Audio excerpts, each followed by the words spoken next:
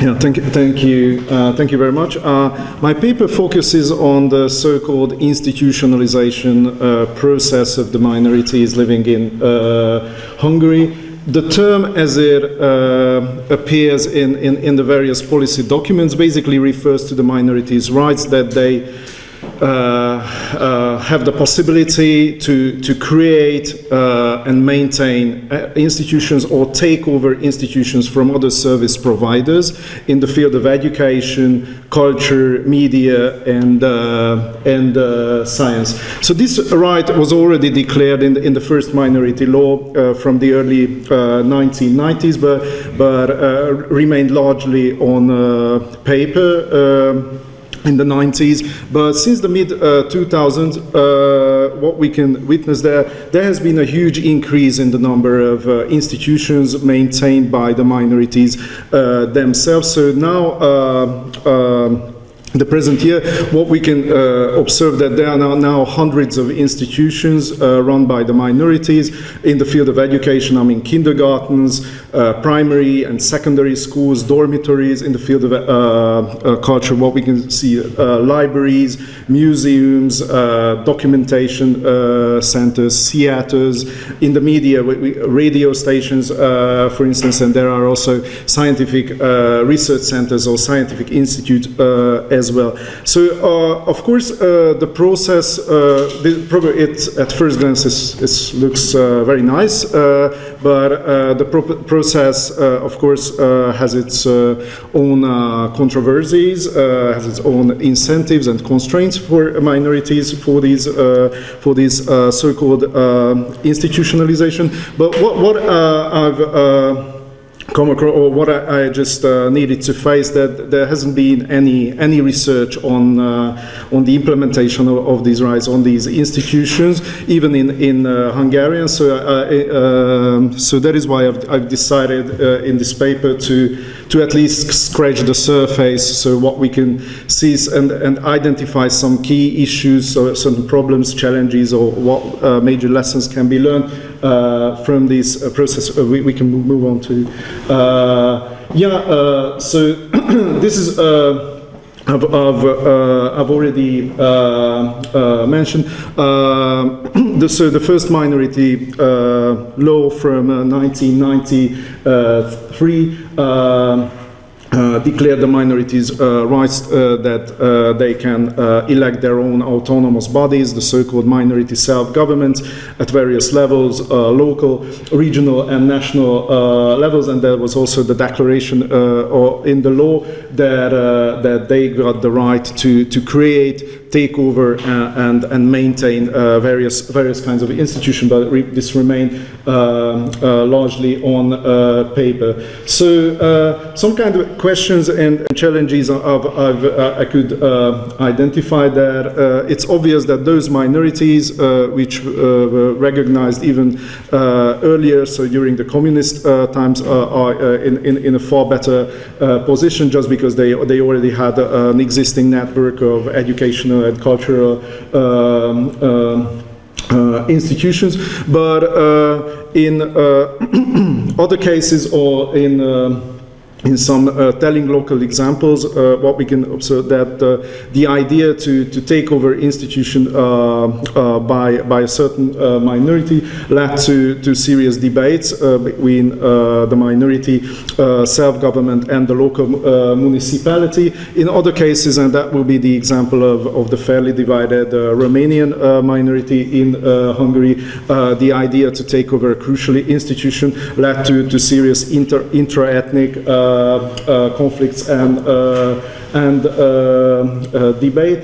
And recent times, so from the early 2010s, it seems to be that the institutionalization seems to be, in certain cases, as a kind of an escape route from other potential service providers. So minorities take over institutions, certain institutions at the local level, in order to not to have these institutions administered by the state or churches or other service providers in the broader context of the highly centralized urban regime. It's also a crucial question, and it also hasn't been investigated, how these educational institutions, schools, perform on a variety of indicators. So whether it's worthwhile for the parents to send their kids. So are they, to put it simply, are they good schools or not really? In another number of examples, if you just imagine. Research centers or research institutes in which we can find only one researcher with or without a PhD, then we can just raise the question whether we can really talk about an institution or it's some kind of sticking the box and some of the more about window dressing. So we can find behind these numbers such examples as well. We can move on. I think there's no need to go into the findings of the relevant literature, how some seminal authors find it important to underline the role of institutions behind NTA. So I think we can move forward. A slide back, please. Here's the historical background, also some key milestones of the process. So first, there was an amendment that enabled minorities to take over educational institutions. Later, 2 years later, it was also possible for cultural institutions. The financial background was lacking for many years. For a certain period, there was just a separate fund created, but you can imagine that one cannot maintain a school if you just need to apply from one year to another to fund the operation of the school. So the financial background had to be clarified. The new minority law basically repeats the same rights, so from 2011, and in addition there has been also, in addition to the legal incentives, what we can also observe, crucial financial incentives. So imagine that if a kindergarten is taken over by the minorities from local municipalities, the kindergarten receives, as you can see, 2 times higher funding than it was the previous situation, and similarly schools receive even up to 30% extra money if they are run by the minorities. So not surprisingly, we can just move forward. We can see a huge increase in the number of education. So this table basically shows the number of educational institutions. I don't have statistics for the cultural or other kinds of institutions, but probably you should add almost the same number. So as you can see, the huge increase in the number of institutions, especially when it comes to the German minority, but not all minorities. So we cannot see the Armenian and the Ukrainian minority. We can just move forward. On the map, you can see the so the educational institutions maintained by the national minority, self-governments for particular communities. And if we just move on to the local level, here you can see those educational institutions, kindergartens or schools, which are run by local minority self-governments. As you can see, the overwhelming majority of them are run by the German community. So if we just move to the further side, you can see the crucial financial incentives. So how the support for these institutions have increased over the past two decades. So indeed, there has been a huge incentive and growing support for these institutions. So, what kind of problems or challenges we can identify? First of all, it's a crucial question in the Hungarian context that institutions of whom, by whom, and for whom. So especially when it comes to the German minority institutions, it's obvious that the number of students is far more than even the estimated number of the ethnic German students in Hungary. So many parents could send their children in order to learn the German language, which is quite useful in Central Europe. In another context, when it comes to the fairly divided Romanian community, there was a huge scandal in 2008 when the umbrella organization of the Romanians of the national level wanted to take over the major Romanian institution in Hungary, a primary and secondary school and the dormitory. But this body at that time was heavily affected by ethno-business, so a significant part of the body basically did not speak Romanian. And so imagine the situation that we've got an umbrella organization at the national level which advocated cultural autonomy, and they just wanted to take over the key institution of the community under the label of cultural autonomy. But at the local level, other Romanian actors, the NGOs, institutions, and parents even heavily criticized this idea, and they argued that come on, you are not Romanian, you have got nothing to do with Romanian ethnicity. So there was a huge debate and scandal. So, but as a result, the national body could take over this institution only 5 years later. If we just another crucial challenge, this is a quite recent story which happened last year, that in the 23rd district of Budapest, which is the youngest and newest district of the capital city, which was once a German village, there's a quite prestigious and successful school in which the overwhelming majority of the students participate in German minority education, and the national body of the Germans in Hungary wanted to take over the institution. But it was prevented by other actors, which examples suggest, that.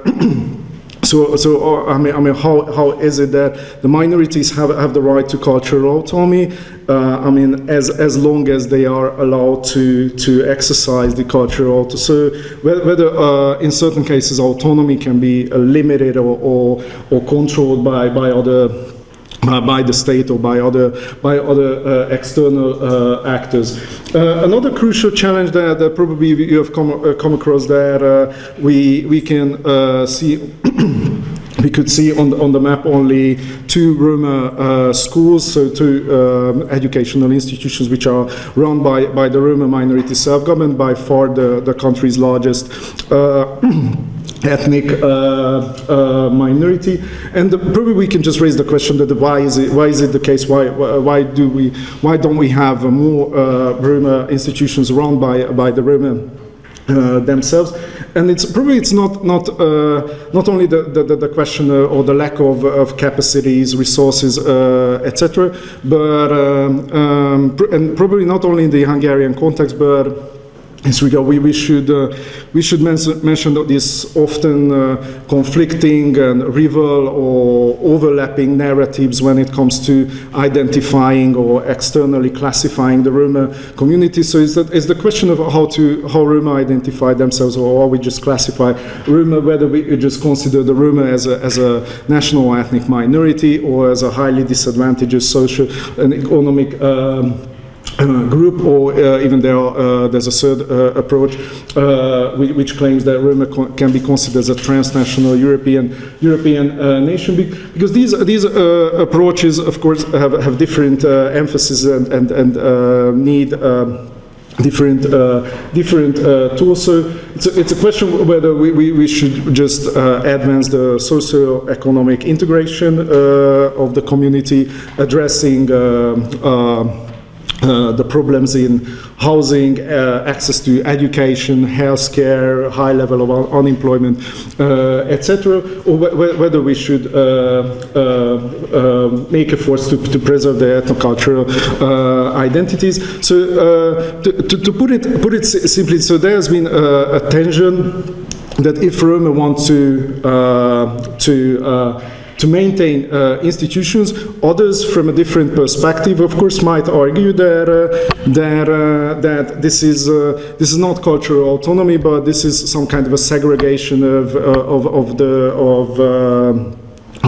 disadvantages Roma communities and students, given also the fact that more than 80% of the Roma are Hungarian speaking. We can move to the conclusion. So this institutionalization has been labeled as the key aspect, the essence or the core of the cultural autonomy in the country. We could see the legal and financial incentives, but what we can also observe that minorities are in a quite uneven position. Uncertainties around group membership is a crucial issue. Another examples shed light there that minorities, in fact, or in certain cases, in reality, have just a limited or controlled autonomy. And in the paper, I also investigated how these schools perform on a variety of indicators, and just as a last sentence, what we can also, that German and Croatian schools are in a better position, while all the other schools are below the national average. Thank you very much for your attention.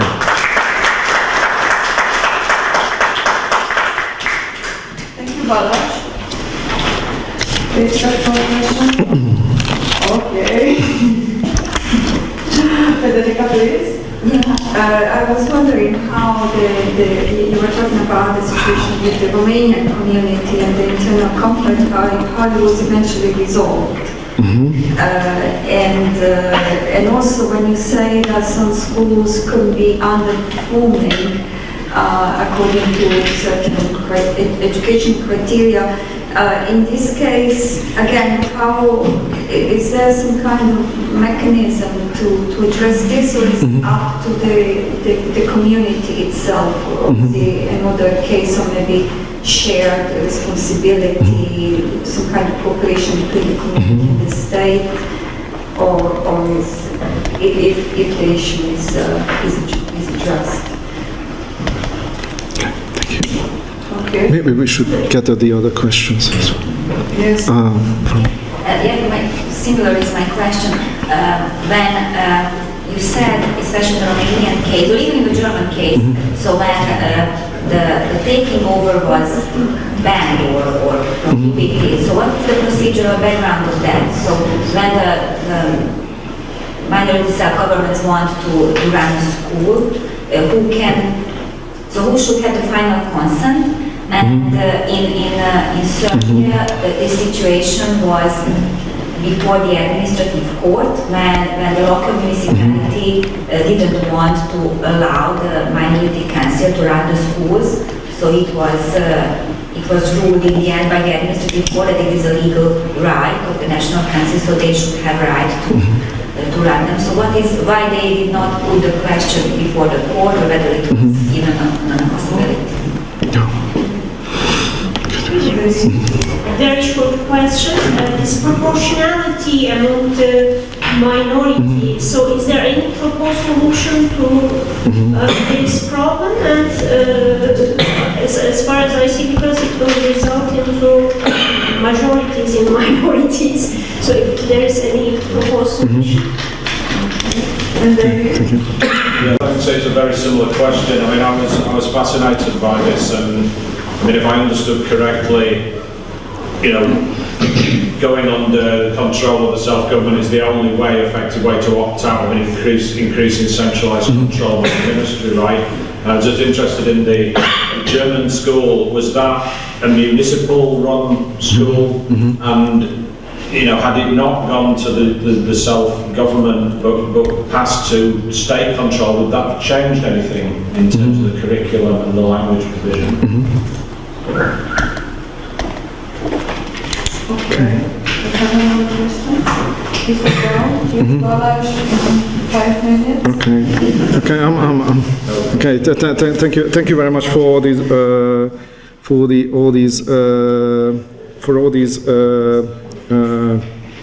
questions. So very briefly, I'm just going to tell the story of the Romanian minority self-government in Hungary. So the community is traditionally settled along the border, the Hungarian-Romanian border, in which there's a huge network of institutions, educational, religious, and cultural institutions. But since the 1980s, there's been a huge increase in the number of Romanians in the capital city as well, in Budapest, which is also due to the logic of the census methodology. So basically, whoever declares that he or she speaks Romanian, then he or she immediately could be counted as ethnic Romanian in Hungary, which is a bit strange, and in the late 1990s, the number of minority self-governments in Budapest just increased, and the authentic Romanian representatives argued that those who were involved in these self-governments in Budapest had nothing to do with Romanian ethnicity. Some of them were former members of Roma minority self-governments, others were Hungarians from Transylvania, but it's for us, you know, for scholars, it also raises the question of multiplied membership, so whether a Roma can be identified as Romanian at the same time. So, as a result, Romanians argue that the capital city, Budapest, has been heavily infected by ethno-business, and we should do something. But in order to have the national self-government, the umbrella organization created, the authentic Romanian representatives needed to have more minority self-governments than the number created in the capital city. So they basically just turned to the more assimilated layers and segments of the Romanian community along the countryside, where they also started to create a minority self-governments. But some argue that the leadership of the Romanian self-government, in order to prevent ethno-business, is also engaged in ethno-business by creating further minority self-governments in order to counterbalance the ethno-business in Budapest. So very strange situation. That is how the situation could be, that certain elected Romanian representatives did not speak Romanian at all, but they declared themselves, they consider themselves as Romanian. How to improve the performance of these schools, which are below the national average? One crucial thing is what is basically a general problem in Hungary, the lack of teachers, and how they are mostly all close to going to become a pensioner, and the recent measure has been to introduce a special scholarship for teachers who work in these institutions. to improve their performance. As to the specific German school in Budapest, the interesting thing was that they met the legal criteria, all the conditions, so the overwhelming majority of the students participate in school, but it's in the paper, I'm afraid I cannot really recall the legal details, but so basically somehow it was prevented that the Germans could take over this specific institution, which is also quite a striking example. But I think it was also, David, your question as well. And last but not least, this uneven positions among the minorities. So in a sentence I can just say that other smaller minorities also run so-called Sunday schools when it comes to educational institutions, but certain two minorities haven't managed to create their own educational institutions. So, okay, thank you again for the questions.